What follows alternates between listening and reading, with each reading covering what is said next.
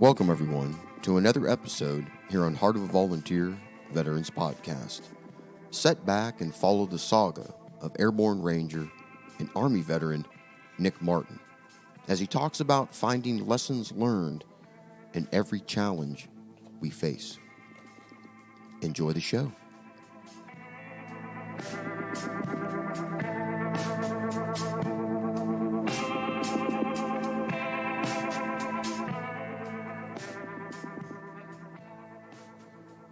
All right, everybody. Hey, welcome back. Welcome back to another episode here on the old podcast. Hey, our veteran co-host today, Nick, he was introduced by another veteran co-host, Ryan Wimpy, that came on during Saga episode 27 during season 1. And also, if you listen to the season 2 introduction, Ryan did the intro with his voicemail, getting me back on to season 2. But this is just the product of what we do, folks. We connect veterans, and our veteran co-host today, I'm very, very lucky that we got connected. So, Nick, welcome to the show, my friend. No, thanks, Chris. Great to be here. And, of course, Ryan's a great guy, too. So, yeah. Awesome to be able to follow along with what he's done. I think the work you're doing is exceptional. It's definitely something that we need to do. So, I'm happy to be here and just talk through some things. So, well, man, I'm glad you're here to be a part of it because, you know, every veteran that comes on, you're just another co-host with me. Yeah. You can't take any of the equipment home with you, but you're definitely a part of it. And I want to thank you for being in the studio, man. You came up from the Dallas area, which is really nice that we're that close, and came in to do an episode. We've been sitting out there at Sniper Bar and Grill, just kind of talking a little bit about what we're going to talk about on the show. Yeah, enjoying a couple of beers. So yeah, enjoying a beer and great weather out here at the lake. It's nice. just amazing. Yeah, so perfect weather. Well, hey, so what's been going on, man? You know, the virus is everywhere. How are you and your new wife, man, been dealing with all this? It's, I think a lot for me, it's been very easy. It's just working from home. So I do product management and software. A lot of people say, what is that really? Mm-hmm. And the easy way to understand it is I continually solve problems that are urgent, pervasive, and things that people are willing to spend money to get solved. Right. So that's kind of my job in a nutshell. I have the luxury of being able to work any place that I want, kind of like what you do, right? I mean, you can do podcasts wherever you want. Right. So it is nice. Yeah. I think the biggest challenge, though, is, frankly, you're just kind of a lot of isolation. So it was my pleasure to be able to get in my car and drive somewhere. Right. Yeah. Right. Yeah. Well, hey, man, this episode, the Saga episode, it's all about you from, what got you in the military, where what you did during and where it's taken you. So let's jump into that, man, because you have an amazing story, and I want you to get the opportunity to get as much of that out there to the listeners as we can. Yeah. So, I think everybody, at least if you were in the Army, everybody's familiar with the idea of an after-action review. And everybody across the military is familiar with the idea of lessons learned. And I think that's an important thing. That's something that we're all familiar with. And I try very hard to do that in my personal life. Right. It's stuff that we've learned and we've leveraged. And, that's something that everybody's familiar with doing inside the military. And it's one of those tools that you should certainly apply to anything you do. So, like I was telling you earlier, Chris, my childhood wasn't so great. It was a rough childhood. My mother was from Italy. She married a service member while I was stationed in Italy, and he left us when I was very young. So she didn't have a high school diploma. She spoke very little English. Right. She worked 2 jobs. So, I mean, really, a lot of the things that I learned from her was that hard work ethic and, trying to find ways around obstacles. That having been able to observe that and incorporate some of that into things is what's carried me through most of my career. Right. Well, I know you were saying, man, like your mom, she was Italian. Yeah. Didn't know English. Yeah. Didn't know like the way America worked, but she was here with you. And you talked about the challenge of that. Yeah. And not having very much, but making a lot of it. Yeah. That's all. It seems like, man, that's kind of the theme for your life. of, like you said, of lessons learned. And, it's another reason why I'm excited to get the Saga out there, man, because it's a lot of information that everybody can use to improve.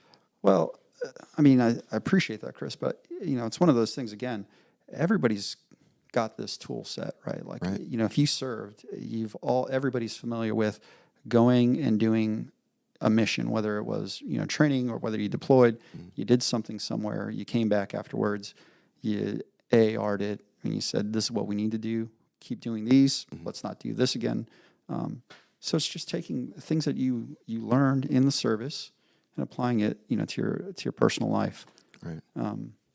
And you were doing this early on, man. Yeah. I mean, you were getting thrown. I mean, you're probably speaking Italian and English, right? Like kind of all over the place. My Italian isn't very good, but my mother did want me to learn English to try to make me more prepared and more successful. So Right. she didn't have a lot. I remember when we were young, for quite a while, we were living in an apartment. We didn't have anything, so I had one of those little inflatable things for a bed, and we had a milk crate that we set a TV on. Somebody gave us TV, and we were getting silverware and plates from Salvation Army. Right. We had lawn chairs for furniture for a long time. Yep. That's how I roll right now. So it was a bit of a challenge. Definitely a struggle to do that. But after my father left, my mother had a sister that lived in Fort Benning. Right. She was married to a service member as well, and so I was kind of always around the military, and it's definitely something that resonated with me. I think I knew I was always going to join the military in some way. Right. Especially being at Fort Benning, it just made a lot of sense. It was something that was very familiar with me. You see it all over the place. So that's kind of what led me to enlist, and just getting into the enlistment and that kind of a thing. I think you've probably had a lot of people that touch on this, right? Where it seems like there's this kind of perception that especially if you're enlisting, that successful people don't go into the service, they don't go into the Army. Right. That's what you do. Is kind of like you don't have any other options. And certainly, people told my mother point blank that it's like your son's not really going to be anything. He's not going to amount to much. So there's definitely that stigma there. Well, I think it's pretty cool, man. I mean, you're at Fort Benning. Airborne school's there. You can see the towers probably from your house, or you get a chance to see them from time to time. Yeah. And and obviously you see Rangers around. You hear about them doing all kinds of cool stuff. That you would be drawn to that. I would have been drawn to that. Yeah. I think any red-blooded American boy would be drawn to that kind of stuff. And it's crazy how you say that, because I remember I joined in '93, and so it really was like, if you were doing that, you really were like, hey, I can't go to college, so I'm joining the military. That's kind of what it felt like, in a sense. And of course, all that changed 9/11. It just kind of went kind of crazy. Absolutely, yeah. So I think after 9/11, perceptions changed, kind of like not unlike right now with this whole COVID thing, right? So Right. I was talking to you about this earlier. We've really changed the way we look at grocery store workers or truck drivers, or the guy that works at a gas station, right? Like, we've recognized that we are surrounded by all these essential workers, that people that have to go do things, Right. And they got to get out, and they may not be out there like where bullets are flying, but they certainly got to get in harm's way to provide for things. Right. So yeah, I think that's something that just kind of is out there for everybody. Right. Yeah, definitely. The perception has definitely changed, and that's definitely a good thing. We get better, better management, man, of active duty folks, mental health, everything else, because the focus is on us. And even now, we talked about veterans, going and seeking help, and the improvement in the system in the last 12, 15 years in being able to help has gotten better. So, hopefully that's changing. Somebody joins and they know it's a platform for the next level. and not just a holdover place. Yeah, so certainly the way we look at service members has changed. And one of the things that's kind of lingering around that is with veterans, this is a big point with me is, we're not damaged people, right? We're not just, there's no service member that's just, a thrown away person. They're not completely broken. And I think it's one of the things that kind of frustrates me a little bit is, we've got people in our community that they may have some challenges, that everybody's got a different problem, but frankly, I don't know anybody that doesn't have some kind of a challenge they're dealing with. Right. So it's just really about, and a lot of the things that I want to talk about is really, focused on those lessons learned, and everybody that served, who is a veteran, has a lot of toolkits, and they got a lot of things in their kit bag that they can pull out and use it. And maybe it's a different way of applying it, but the principles are all there. Right. What, not to jump ahead, but what tools were you bringing from, your early childhood? Mm-hmm. We've got this, your mother instilling this, face challenges, get after it. Mm-hmm. What else were you bringing into the military when you made this decision?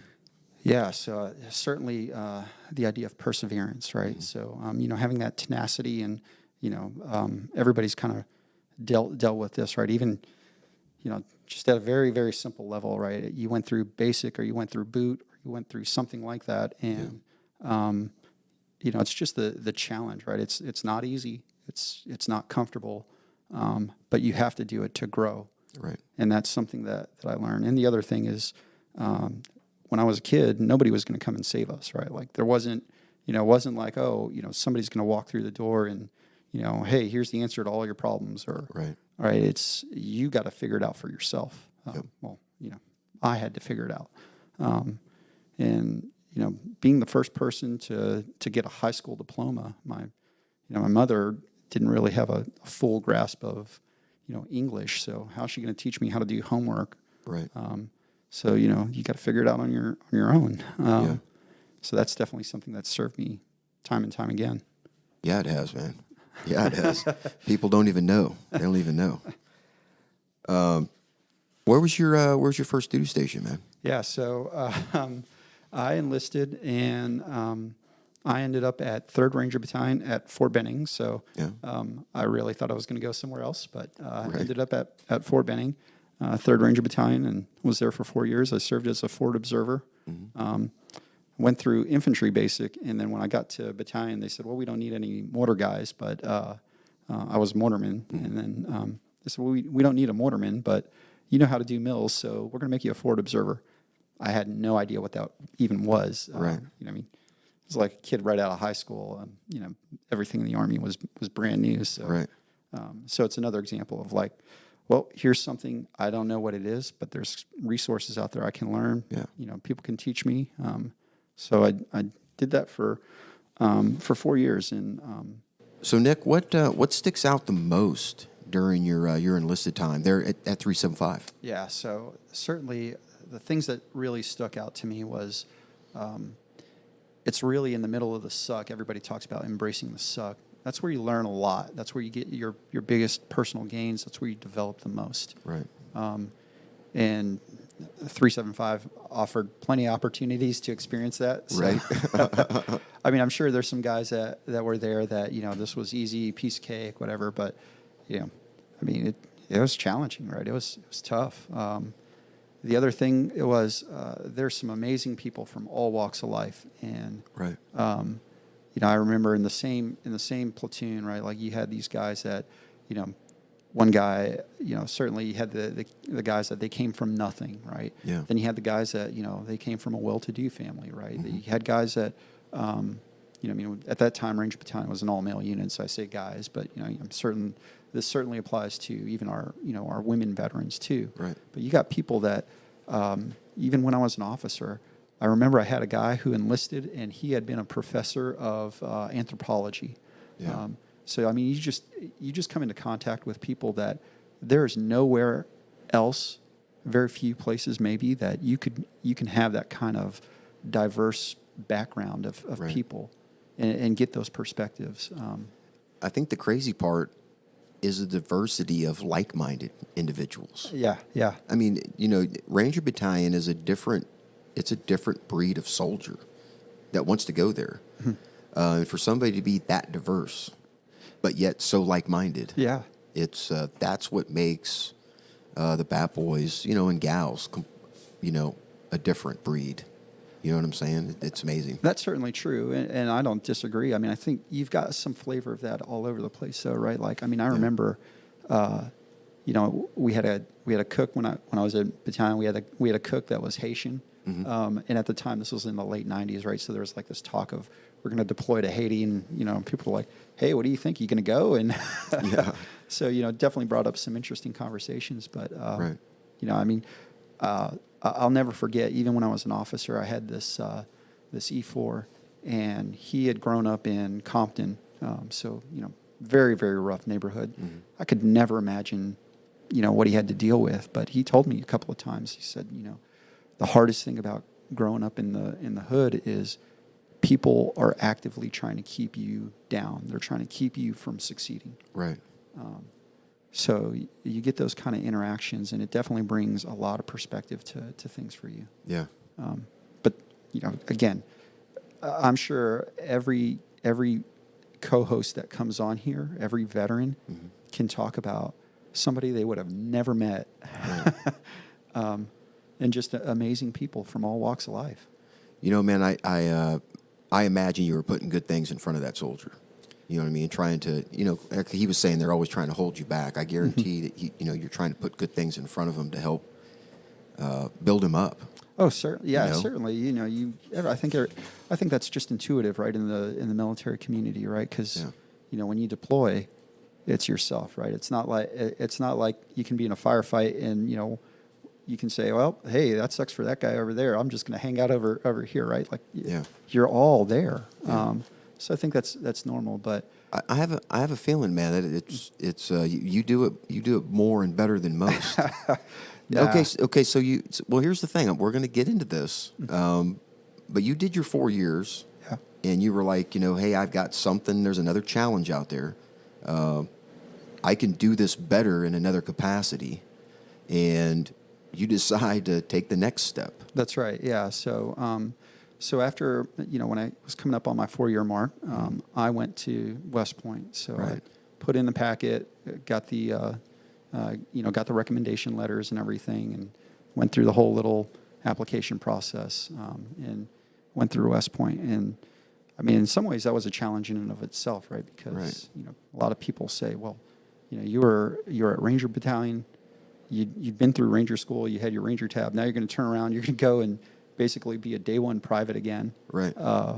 And That's funny. With somebody that's younger, and they may have come straight from high school, right? And like they've just been at West Point. And it's definitely a check your ego at the door type thing, right? Right. So now, did you think the battalion had kind of just kind of scaffolded you, prepared you for what you were going to expect there? In the sense of like, at West Point? Yeah, kind of like just dialed down, where you could experience it more. You know what I mean? Yeah. It certainly gave me the tools to deal with the hardship, right? Because, again, like, man, when I was at battalion, General McChrystal was the regimental commander, and one of his big things was, I'm going to do something unexpected. So, no matter what you did, like there was some little twist, like you never did anything without having a frago because something changed. Yeah. That was his big thing was, prepare for the unexpected. Right. So in that sense, like going to the academy, because you kind of said, hey, look, I got to go in. It's going to suck. It's going to be a different kind of suck. It may not be ruck march for 30 miles suck, but there's going to be something about it. Right. And just having that whole thing about fighting on to the objective and complete the mission. And, it's not about making your ego feel good. It's about getting outside your comfort zone. Right. Because that's where you grow. Yeah. Hey, so being like a day one private man, how was your freshman year? How was that? So in some ways it was definitely a lot of advantages, right? Like I already knew how to shine my shoes, how to wear a uniform. clean my room, like, all those kind of things, which, again, it's one of those things that, it sounds so bizarre, but, you got people that show up to the academy as cadets, and they don't know how to clean their room, right? Like, because they never did that, they didn't know how to, military level clean, right? Like, so, use clean the sink and, sweep the floors, get dust off of everything. Right? Ready for an inspection. So that I had down. I hadn't touched a textbook in a long time, though. So, I went through the prep school, which was 10 months long, just to get me back into the math and stuff like that. So that was a part where I definitely had to reach out. And again, I think you got other guys, Chris, that have come on and talked through the same thing, right? It's no different than anything else in the military, right? Like, you're not an expert day one. You got to learn, right? So, we talked about, doing EIB testing, and it's like, think about somebody who was going through their, expert infantryman badge. The first time around, they didn't know how to do any of that stuff, right? Or some of those skills, like, you maybe did it in basic and you didn't do it for forever, right? And now you got to get a refresh on it. Yeah. So that definitely helped, and it was one of those things, right? Just like a lot of things, you need a group effort to succeed, right? So, like, certainly people talk about that with Ranger School, even at West Point, it's a group effort, because very, very, very few people are a master of everything, right? Like, you might be really strong academically, you might be really gifted athletically, you might have a lot of military knowledge, but, man, it's very, very few people who are going to be across the board expert at all that. Right. Did you blend well with the being prior service? Did you blend well? And were there a lot of you? I know we were talking about that there was like some kind of percentage that they bring in that I wasn't aware of. Maybe I just I wasn't listening when people talked about it. But no. Yeah, that's a great point. So I think the academy strives to have about between 15 and 20% as prior service. Right. And again, it's just like anything else. You want to have like this well-rounded community that you can bring in and help share those experiences and then knowledge with, especially nowadays, right? Like, you think you can get some guys who they deployed as combat a experience, and sitting in a classroom and saying, this is the way this really went down. This is how this works, versus just reading it in a textbook. There's a wealth of knowledge. So certainly that part was to my advantage. Right. We talked a little bit about this, right? Like, you're always going to be viewed through a certain lens. So even in that respect, I was always looked at as Ranger Martin. Right. Even like I'm sitting in, like a certain math classes or a history class, and, the instructor, the professor is like, Ranger Martin, what do you think? Right. Like, you're not just Cadet Martin, right? Like, you're right. So you're always going to be looked at through one lens. And I'm sure a lot of the other guys that you bring on, Chris, like a lot of the other co-hosts can attest to this, right? Like, as a veteran, you're always looked at as a veteran. Of some sort. Of some sort. Yeah. Right. Yeah. No matter where you go, right? Like, you're going to be, if you transition out, you go to, I know I'm jumping ahead a little bit here, but, if you go out, you go to college, people are going to look at you as a veteran. They're not going to look at you as, Chris the college guy. They're going to say, Chris the Army veteran. Right. Yeah, absolutely. And I think that's kind of something that everybody has to deal with. It's a double-edged sword, right? You got good points to it and bad points to it. Well, I think when you do that, it's like if like for me, man, when like somebody's like, hey, the guy that lives down here at the end of the road, he's an Army veteran. I want to be the very best version of that, whatever they see, for the other veterans that come and visit, other veterans that are down the road that I don't even know, so that when somebody goes, that's an Army veteran, they can be like, he's squared away. Right. Or at least, hey, there's an expectation that he's this way. So I just try to do that, man. The same thing. Like, I imagine when you went there to West Point, you were like, hey, man, it's like you're an Airborne Ranger. You've got to come in here and hold the standard. Yeah. And then, of course, I couldn't imagine leaving battalion and going to West Point. Because, I've got buddies over there. We talked about some that we know. Van Alt, St. John's, Right. Johnson. Yeah. I just couldn't imagine not. Well, it's like I was saying before, Chris, right? Mm-hmm. It's about getting yourself out of your comfort zone. Right. And back to your one point, question about growing there and the challenges, right? Mm-hmm. I was on a trip one time when I was a cadet, and we met with somebody who had been he'd been a political strategist, and he was speaking to all of us, so it wasn't just me; it was like a group of cadets, and he said, "Knowledge is like a pyramid, right? Yeah. And depending on the topic, you sit in different places, right? So, if the topic is like I work in software, so I might be a little bit more in the center, maybe a little bit higher if we start talking about marketing, right? Right. But like fashion, I'm at the bottom of the pyramid. I don't know anything about Same it, here, man. right? But everybody is so it's not about being it's not about a lack of understanding or a measure of intelligence. It's just where you sit on that pyramid, Right.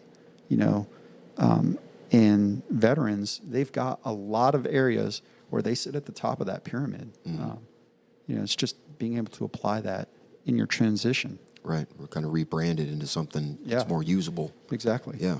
Yeah, I definitely like that. I think we need to do more of that. That's definitely an episode we can get into. You know what I mean? And talk about, taking the skills that you had and the perspectives. You're already talking about the lessons learned through life. But I think for veterans, there is 4 years in a profession of service, learned behaviors that are, in most cases are positive. Yeah. Right? Keep yourself clean your room, stay organized, have a plan. Right. That's pretty good stuff, right? Yeah. That most people really need, that we don't really apply it with that standard that we used to. It's more of kind of a loose feel. So I think an episode talking about that, man, would be great. Yeah, I agree. I think it'd be really helpful, right? So, what years were you at West Point? Yeah, so I was there. I was a plebe 2001. So September 11th happened. Really? Plebe year. Yeah. How was that, man? It was crazy. So the day it happened, I vividly remember it. I was going up the stairs to it was actually to chemistry class, and somebody passed me in the hall, and they said a plane just crashed into the World Trade Center, and in my head I couldn't get around it. I thought they meant like a little bush plane, like a little Cessna. Yeah, a little Cessna, and I was like, what? Like some guy just drifted off, and then we walked into class, and they had a projector, and it was showing CNN, or some news station. I'm pretty sure it was CNN, but it didn't matter.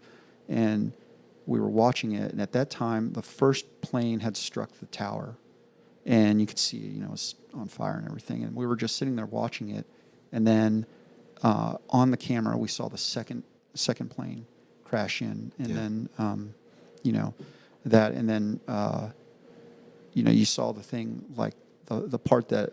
It's very hard to find this footage now, but you saw the people at the top of the building and they were jumping off. Right. Yeah. And then so it was just, the day was completely crazy. It's the only time that I ever got let out of a class early. Right. And I think a lot of it was the faculty had to go to a meeting and kind of figure out what was happening. But different times, I think a lot of people at that time thought, they were signing up for the Army. They expected it to be kind of a quiet service time, like maybe there's some some threat out there, but it wasn't really well defined. It was like this just ambiguous thing, right? One that we were used to. Yeah. And now it was real. And even Ryan, I know, talked about this, but at West Point, you march in for lunch, and everybody sits at the table, and before you sit down, everybody's at attention, and there's usually some announcements, and be things about upcoming sports events, or hey, we need a certain class here needs to go pick up some items, or they're issuing out something, or go get your flu shot, those kind of things. Right. And then the first time it happened, they made an announcement about somebody who was a KIA, and they were just a couple of class years ahead. And, you know, the atmosphere just changed, right? Because, you know, it became so real for people. They said, I knew that person. You know, I knew that cadet. He was only 2 years. He was on, you know, he's on somebody's sports team. He was somebody's roommate. And at that point, it became so real for people that they said, this is it. Our professional path in the service is going to be completely different than what I thought it was going to be just a couple of days ago. Right. Man, did you, you know, you weren't very far removed from being at Ranger Bat, man. I mean, did you have the feel where it's like, you know, I'm going to go back. I mean, I'm just going to drop out. I'm going to ask to go back to battalion and be a part of this thing you trained for 4 years. It's now materializing. Yeah. So in my class, there was actually 11 guys from Ranger Regiment that had been in my plebe year class. Right. It was a record at the time. 3 of us had Ranger tabs, and then the other guys they'd been in battalion. They made it through, and they were, you know, they made it through the application process. So all of us were kind of saying the same thing, like, should we go back? I mean, should we just really go to school for 4 years when, you know, our people we know tip of the spear, our tip of spear, they're loading up on aircraft, they're going, you know, they're deploying now. Right. And one of the cadre there, a gentleman named Jose Gordon, he was master sergeant. He taught a RIP class that I was in. Right. And he said, "No, guys, you need to stay here. Mm-hmm. You know, do what makes sense. You're here at the academy. Right. This is going to be a long thing, and you can make a big impact just where you're at right now. So don't just quit. You know, and when you put it in those kind of terms, you know, you kind of think like, well, I'm not a quitter. So. Yeah. Hey, I mean, did you think at that time? I know you know it now. Mm-hmm. Did you think back at that time that, you know, once Ranger Martin had been pulled out of service, somebody filled your spot? I mean, it's like its capabilities are constantly being filled. Holes are constantly being filled and built. Did you see it then as that way, or, you know, were you thinking of, you know, the draw was like, you know, I know these guys. I've trained with these guys. You know, I went through RIP with these guys. Yeah. No, it was definitely, I think, the latter, right? Like, it was more of the you know, thing of, man, this is what I signed up for originally. This is what I volunteered to do. And, you know, some of it was almost like that survivor guilt, I guess, right? Like, you know, these guys are going out there, they're going to do what they train to do, and I'm just going to go to, you know, an English class, or, you know, I'm going to go and, you know, get my college degree. So, you know, in some ways you kind of have like a little bit of that, you know, it almost felt like a little bit of guilt. Right. You know. Now, your class had 911 graduates, right? That's right. Yeah. Right. Yeah. That's what I think Ryan was saying that. Ryan had brought that up, yeah. So, 911 graduates, the 911 class. Yeah. It was interesting times. So, and certainly, you know, I think there's a lot of, you know, maybe not a lot, but, you know, you got people, they sign up, they have this view of what their Army experience is going to be. Mm-hmm. And I think that's true no matter what, right? Like, you know, if you go to West Point, or even a guy who, you know, he enlists, right? You know, whether it's the Army, Navy, Marines, Air Force, whatever you want, right? They have this view of what they think their service is going to be. Mm-hmm. And then, of course, it doesn't materialize quite the way you think you had in your head, right? So, you know, it's a thing of being adaptable, being flexible. But again, you know, I think everybody's service has experienced that, right? Like, plenty of opportunities to learn that things aren't going to go the way you expect it to do. Right. What do you think, man? After your 4 years there at West Point, man, did it meet the expectations you thought? Did it give you what you thought it was going to give? That's a great question. You mean my time at West Point? Yeah. Did it meet the expectations that I thought?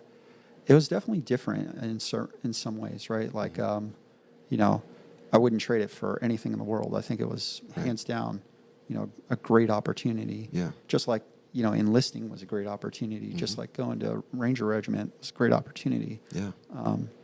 So it was not, you know, maybe this was just a naivety on my part, you know, and having the benefit of looking back, you know, it was nothing close to what I thought it was going to be like. Right. But no, it definitely made me a better person. Yeah. And I think, you know, you probably have a lot of guys, Chris, that come on, right, like that co-host, and they can talk about their service has forever changed them, right? You're always you're never the same person after that point, right? Right. Whether you spend 4 years in or you spend 30 years in, you are forever changed. That, you know, you're a different person. And, you know, one of my big things is I don't believe you ever transition. I'm not convinced that anybody ever fully transitioned, because you're always going to be a service member, and people are always going to look at you that way. Right. I think you're absolutely right. And I think we talk about, and I think when we were sitting down, I said there's differences. And I don't think it's not differences, man. It's back to something that kind of a metaphor we can use. It's just an offset off an azimuth. You know, like this is true north. Yeah. But we're offset just a little bit. Yeah. And if we know that we're offset, we can factor in that, you know, that offset back into true north and join, whatever environment we're going to be into. It was a great point, man, that you made, that, you know, just about, it just struck me. Yeah. It struck me that, you know, we have a lot of veterans that think that they're different, but in a sense, their azimuth is just a little bit, it's focused in the other direction. Sure. You know, and they're not off azimuth. Their azimuth is just different. Yeah. You know, so. Yeah. Well, you know, and I think the different thing is, doesn't mean bad. Right. Right. I know you had asked me before, right? Like, well, if you're a veteran and people look at you, right? Like even now, nobody refers to me as, you know, Nick the MBA, you know, Nick the product manager. I mean, even where I work, you know, people refer to me as like Nick was in the Army. Right. You know, like some guys, they look me up on my, you know, LinkedIn profile, and they're like, Nick was an Airborne Ranger. Right. But I'm not known as, you know, an MBA or product manager, or I got two, I think I told you this, I got 2 patents that are under submission right now, and nobody's saying that guy's innovative. Like, right. It's always, I was in the Army. Right. You know, so I'm different. But I think that works to my advantage, right? You can make it work to your advantage, right? As far as your West Point time, man, what sticks out the most in that period? And we'll jump into your officer time. Yeah. So, you know, certainly it's where I learned that not every unit in the Army is Ranger Battalion. And, you know, you kind of mentioned that before, right? It's like it's a different breed. It's different mentality. But, you know, when I was 18 years old, you know, that was my first experience. I went from basic to airborne school to RIP to Ranger Battalion. So in my mind, like, everybody operated that way. Yeah. And then you get to West Point, and it's like, it's a very different, you know, atmosphere, right? Like there's a lot of, you know, it's a showcase. It's a very, you know, it's highlighted by a lot of institutions, right? You know, you have like this constant flow of VIPs in there.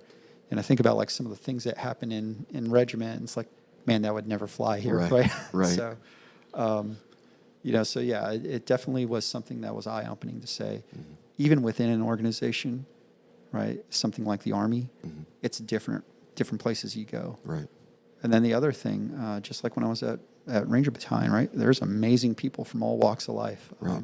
You know, we certainly had guys who, you know, we had a guy that was, there was a cadet, he was a year or 2 behind me, and he had been in Best Ranger. So, I mean, you know, this guy was a, you know, Best Ranger competitor. I think he finished in like the top 3 or something like that. So, you know, just ridiculously in shape guy that, you know, had a wealth of knowledge and experience around him. You know, we had guys that, you know, cadets that, you know, they had perfect 1600 SATs, you know, just brilliant. Just brains. Nothing short of brilliant. We had people that were, you know, phenomenal athletes, you know, people that were Golden Gloves, you know, boxing, or, you know, they were all state, you know, they were All-American, you know, football players, wrestlers. So just people from all over the place, and, you know, amazing people from all walks of life. And it's one of those things, you know, the Army, in my case, the Army, but, the military is one of those places where very rarely do you get that kind of consortment of people together. There's not a whole lot of places that have that. I mean, certainly in my job, I'm surrounded by a bunch of developers that kind of have similar backgrounds. I mean, yeah, we got like some, there's like that surface level diversity, but you don't have like, I don't have a Golden Gloves guy. Right. What you know what it is awesome though, because when you pull in different capabilities together and you focus them towards one mission, the mission set that you get, the capabilities are maximized across the whole entire board. Yeah. And I can imagine at West Point being the same thing, especially for really not for you that much because you were coming from from the big Army, from the Army. But these young kids that were coming there, this is their first real taste of somebody from the Midwest or somebody from California. Oh yeah. You know what I mean? Where they're getting a taste of the way the Army is. Yeah. So it's absolutely. I remember we had this. There was this one guy that was in my company, my plebe year company, and it's a freshman, and he grew up in Vermont, and he'd only seen black people on TV. Like, it wasn't anything like, just about it. It was just his town just had no black people. Right. And so he'd only seen, black people on TV. And now he's at the academy and, you got white cadets, you got black cadets, you got Asian cadets, you got, from all over the place. And, it was something for him that was just completely different, right? Like, now I don't think he had like any kind of, hang up about the thing, but it was just a different experience. And if he didn't go to West Point, and he just stayed in his town, he'd grow up and be, this guy that, only saw, somebody different from him on the television. Right. Like, and he'd miss that chance to have somebody enrich his life with just, kind of helping him reconcile his opposite. Yeah. In a sense. Yeah. Well, man, you finish up there and you jump back into the Army, man, as a young officer or a Mustang. I'll say as a Mustang. How was that time, man? Did you get back in battalion? What was going on? Yeah, so this was my giant master plan. I was enlisted. I was infantry. I was in Ranger Battalion, and I said I want to go back to Ranger Battalion. Yeah. So I'm going to branch military intelligence because there's not a ton of military intelligence guys with Ranger tabs, and it's an easy way to get back to battalion.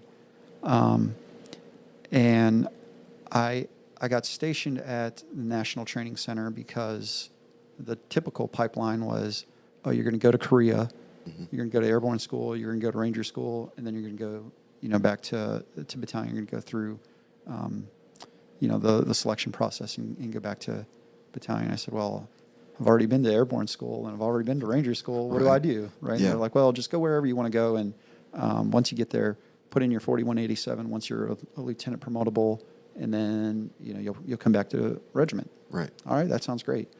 And then the commander at the time refused any 4187. So he said, no, if you're here, you're going to be here for 3 years. So that put me out of the window to go back to regiment.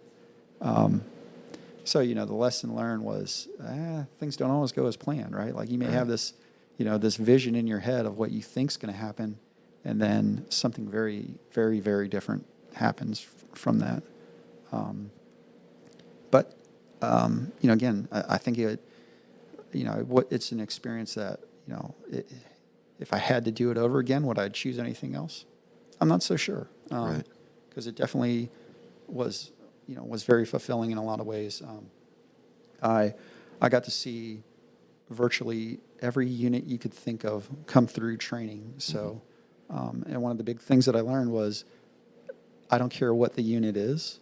You've got rock stars and you got soup sandwiches, right? So, hey, for our civilian listeners, what is it? What is a soup sandwich? Because that sounds, I say it from time to time, and I always look at their faces like, how do you have a soup sandwich? That's exactly the point, right? So if you haven't done this, this is a good little experiment you can do. Go into your kitchen, take a slice of bread, cook a bowl of soup, and then take that soup and then put it between two slices of bread. Yeah. And let me know how that comes out, right? It's a giant mess. Right.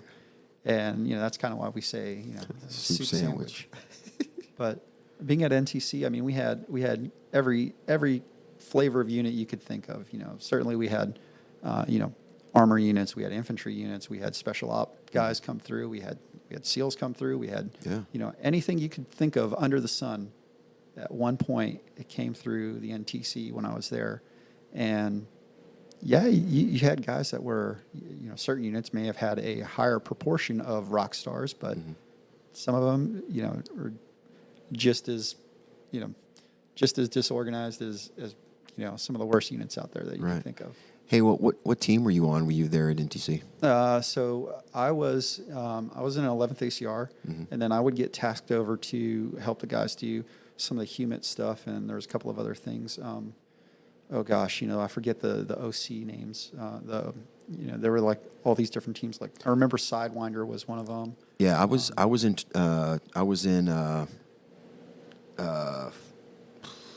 what was I in? I can't even remember.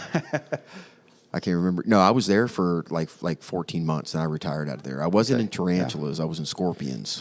I was in Scorpions. Yeah. Scorpion team. Yeah. So I was actually 11th ACR, and then there was a guy who was doing a lot of the the HUMIT stuff. It was the HUMIT OC, and they would task me over, so I'd go out there and do that, and then they made me an S2 at some point. I got promoted up to captain, and so I worked as the actual primary staff for the first squadron. So, and then shortly after that, I deployed to Iraq on a MIT team. So, people who are familiar with that, it was a transition team. So, combat advisory mission, basically foreign internal defense. With the Iraqi border enforcement on the Iranian border, and it's like so many things that everybody can relate to, right? Like every veteran can say, at some point you're handed a mission, you're told to go do something that you didn't know anything about it, right? Like, I mean, what the hell do I know about, Iraqi border enforcement? So there's no manual. There's no manual, right? But I had a lot of frameworks, right? Like I knew, the military gives you all these different frameworks, like military decision-making process and writing op orders and, how to do combat patrols and all that kind of stuff. So you've got the tools, right? You just got to figure out how to apply it to your situation. And I think that's true even now, for people who are veterans and, they're no longer in service, right? They are in that transition. You've got all these tools in your kit bag. You just got to figure out how to apply it to whatever you're trying to do nowadays. So you've basically been out the military game for 12 years at this point. Yeah. What's going on, man? I mean, is it are you sticking around, or are you seeing another challenge beyond the military at this point? Yeah. So now, absolutely. I think I'm always trying to do something new to challenge myself. So when I transitioned out, when I came off active duty, let me back up. It was in the middle of the big recession, right? This was 2008. I was in Iraq, and I said, hey, look, I talked to a branch, and I said, HRC, I either want to go to Ranger Regiment, which I said, you missed the window. I said, well, okay, then I want to go to, do something like strategic intelligence, or I want to go do, go back and teach at West Point. Right. And they said, hey, look, you're a Airborne Ranger, military intelligence officer that now has this qualifier for working on transition teams. This is kind of what your career is going to be. This is all you're going to do. Right. And I said, well, that's not very interesting to me. That's not what I want to do, right? Like, how's it going to help me grow? Right. So, I exited the Army. I got out at that point. And, my first job out, was like I said, the recession. But I did find a company to go work for. It was a smaller company. It wasn't by any stretch of the imagination. I think there was a lot to be desired from the leadership there, and there's a lot of lessons that I think they could learn from service members, as I think a lot of businesses and a lot of people in the civilian world could learn from that.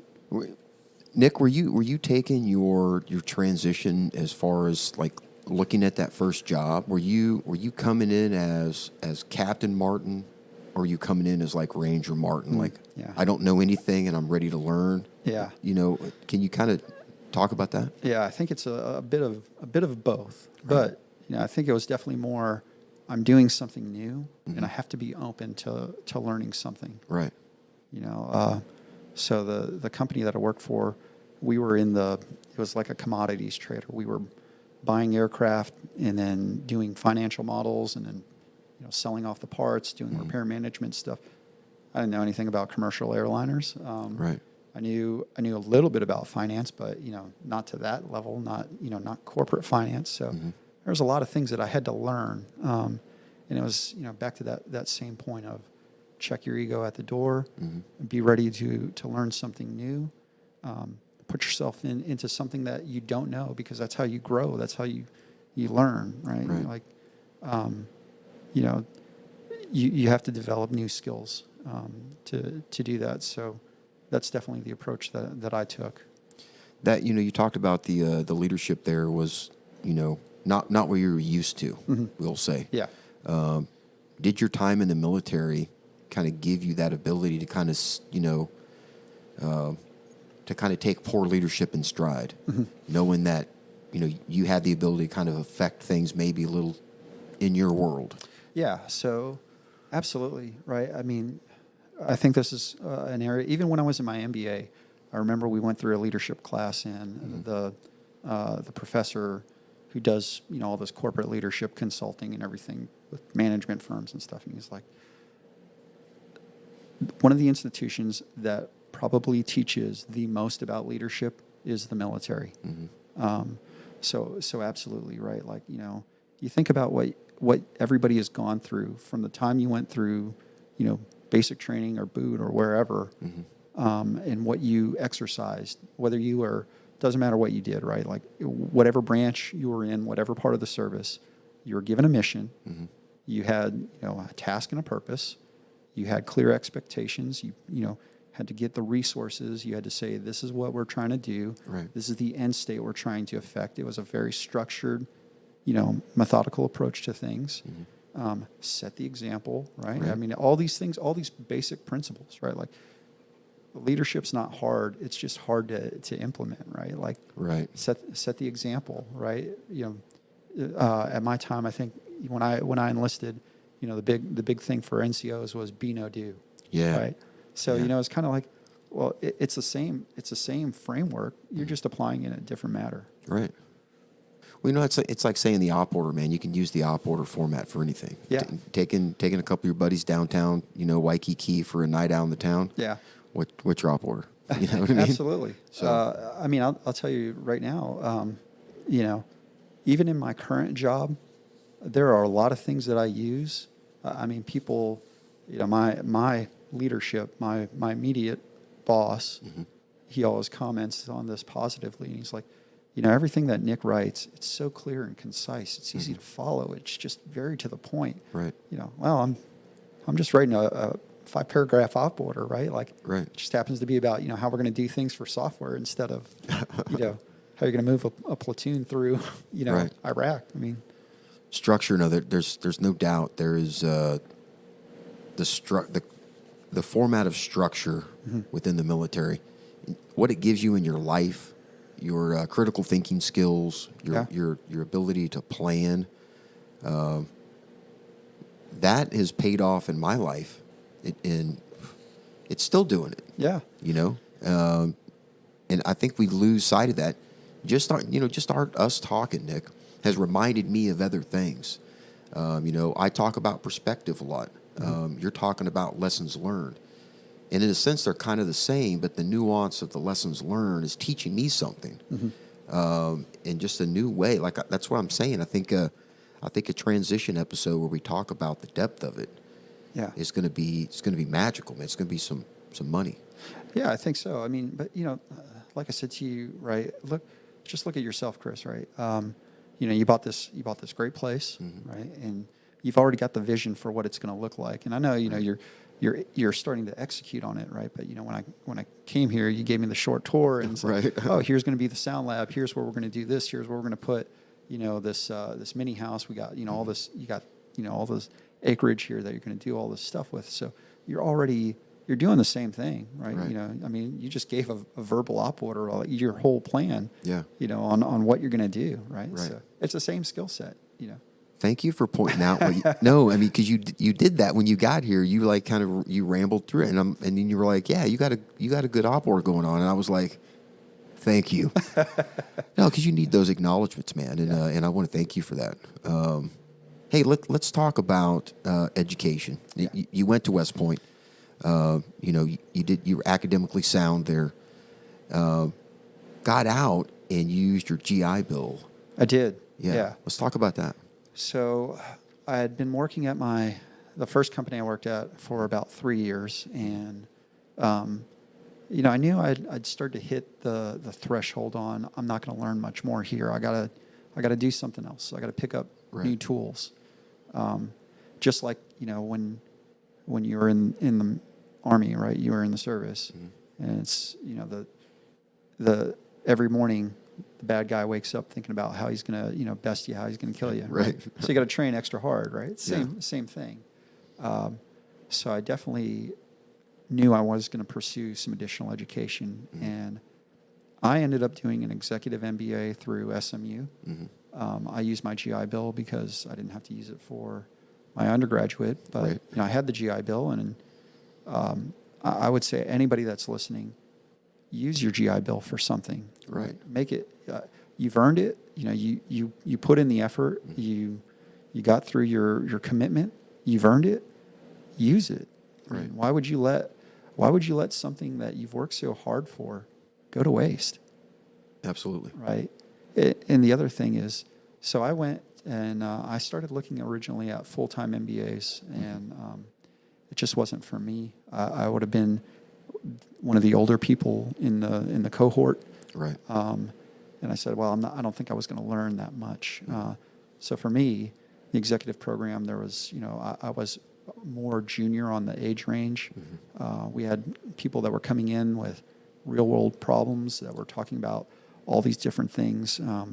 One guy was in my study group, his company was in the process of being acquired. So, we went to our mergers and acquisitions class, and, he brought it up as an example, and we used that, cool.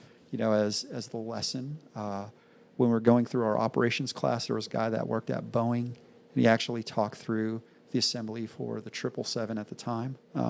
So there was just great things to learn, right? And kind of the theme that I've been talking through in our whole episode here is, there are these opportunities to learn things, but you got to be open to doing that. Right. Put yourself out in there.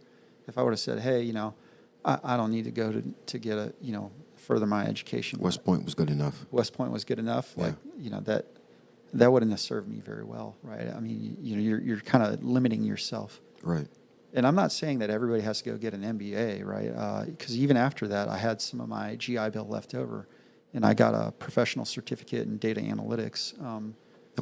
Now, I got a question for you, man. It's like, I just graduated school, and I don't intend on ever having a job again. But, Sure. I definitely want to go back and get some more classes, and I see the benefit of some philosophy classes, more pinpointed. These certificates, man, what are they doing for somebody that's in their career? Can you kind of talk about that? Paint that picture? Yeah. So, and it doesn't have to necessarily all be, putting you into a corporate job or something, right? But you're going to grow somehow, whatever your interests are, right? Like if you're fortunate enough and you don't, you just want to learn, there's something that you want to learn. Everybody has that, right?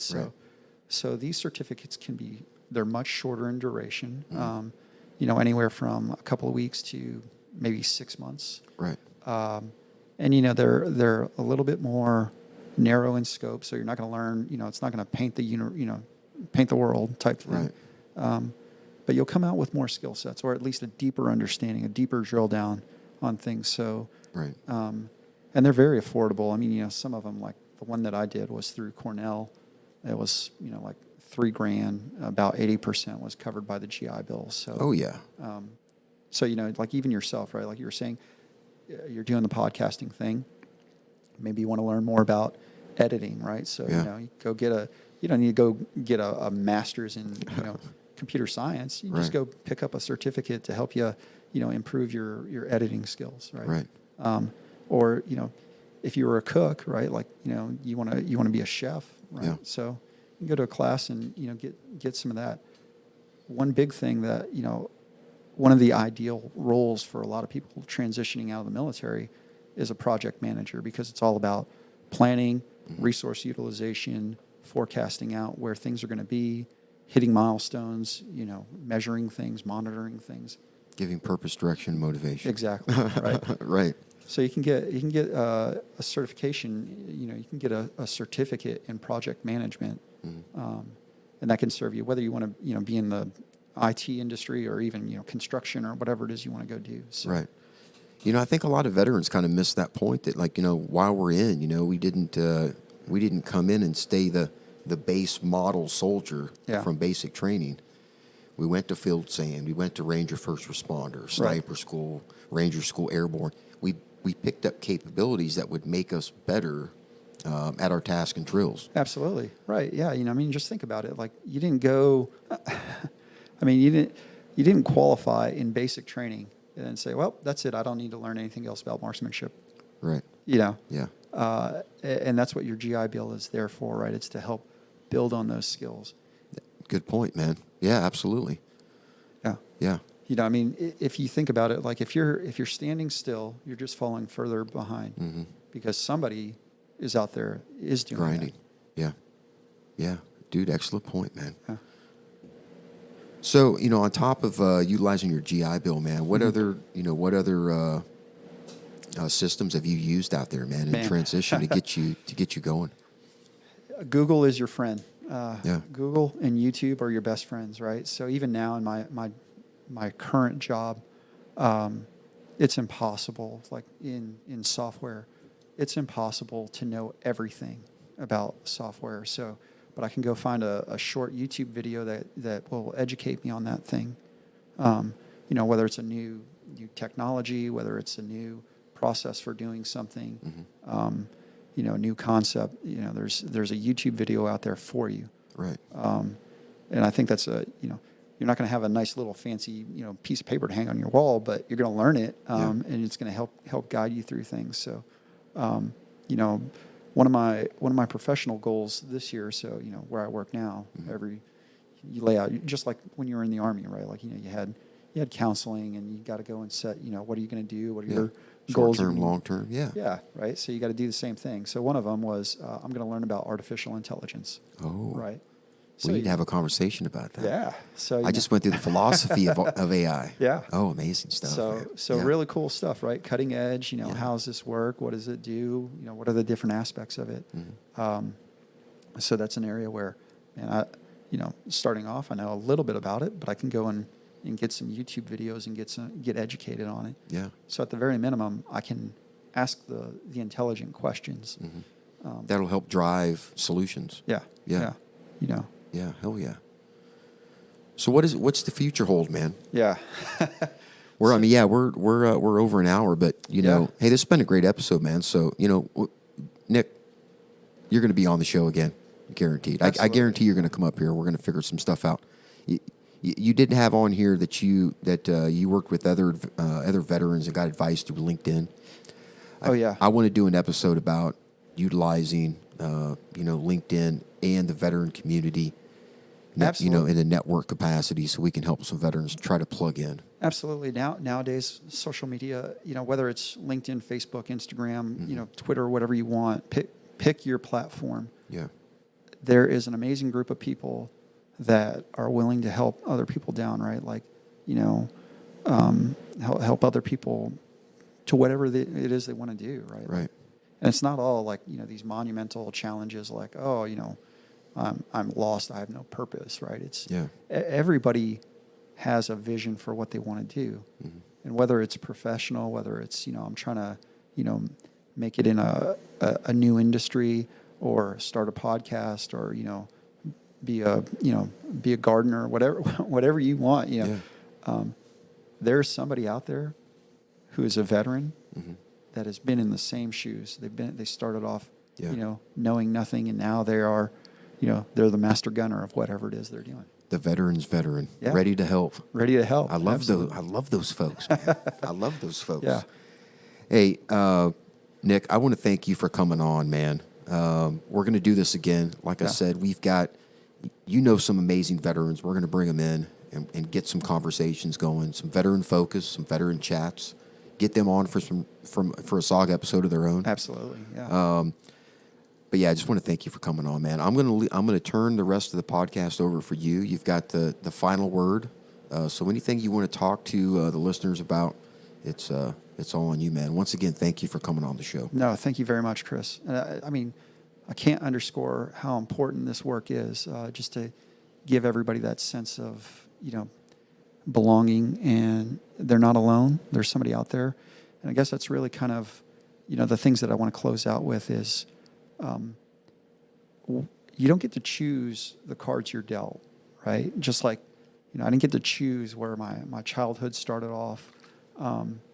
But you can choose how you play that, right? And, you see it all the time, right? Like even the guy that gets dealt the worst hand in poker can still end up winning, the tournament. Yeah. So you get to choose that.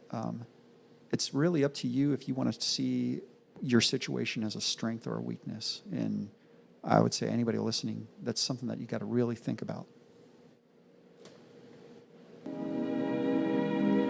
And now, folks, it's time to say goodnight. We sincerely appreciate your patronage and hope we've succeeded in bringing you an enjoyable evening of entertainment. Please drive home carefully and come back again soon.